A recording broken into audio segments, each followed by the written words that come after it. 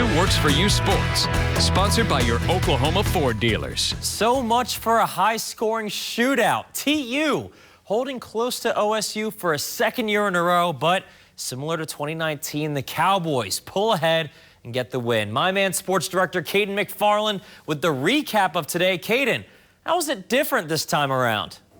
Well, seeing as how this is the year 2020, we probably should have known. This 74th meeting between OSU and Tulsa was weird. In a stadium mostly empty, this game full of penalties, injuries, and surprises.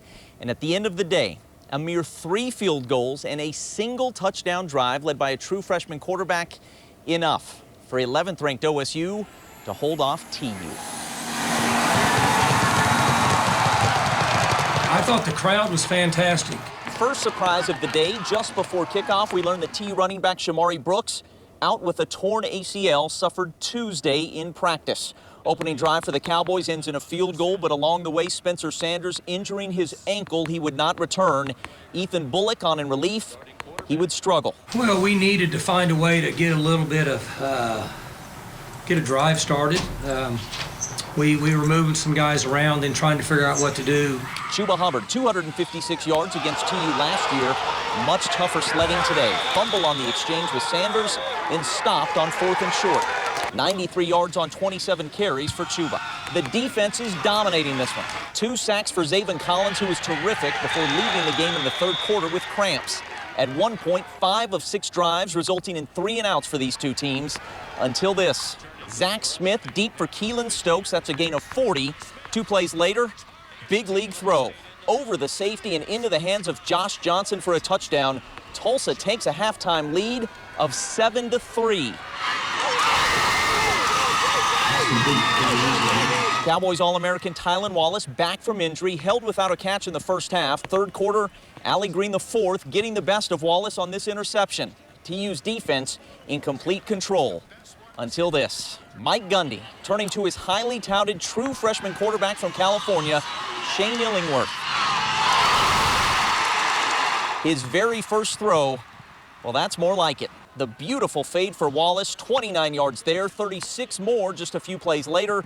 Illingworth leading the Pokes on a 6-play, 81-yard drive.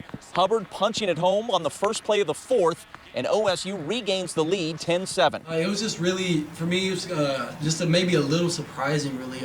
Seeing him, I know he can play, I know he can ball, I know he can do what he's supposed to do, but with him being a freshman and coming out there, first time under, playing in the big stage or whatever, you really know what to expect. But he definitely exceeded my expectations, went out there and just did his thing, so I'm really proud of the way he played. TU had its chances. 15 penalties were killer. They reached the 4-yard line in the 4th quarter, but missed on a game-tying field goal attempt by Tyler Tipton. Final chance, 4th and 24. Wagner native Malcolm Rodriguez blitzing and sacking Smith. That's your ball game. We got to be better on 3rd down. It's early in the season. We'll get there. That'll be something that we'll definitely be focusing on more on as we get into it. We focused on it a lot, but we got to do a better job there. I don't think they were a whole lot better on 3rd down. I think it was a good defensive struggle, but give credit to them. OSU's defense stood tall all day long, and the Cowboys win 16-7 in the lowest scoring game in this series since 1991. Chris, not much time to regroup. OSU opens Big 12 play right here in Stillwater next week against West Virginia, and TU has to go on the road to Jonesboro to face Arkansas State, the same Red Wolves team that knocked off Kansas State 1 week ago. From here in Stillwater, where this was weird, wild stuff, Caden McFarland, 2 Works for You. Thank you, Caden. And of course, we will keep you updated with more information on Spencer Sanders' injury and his status for next week. That's your Oklahoma Ford Sports Report. We'll be right back.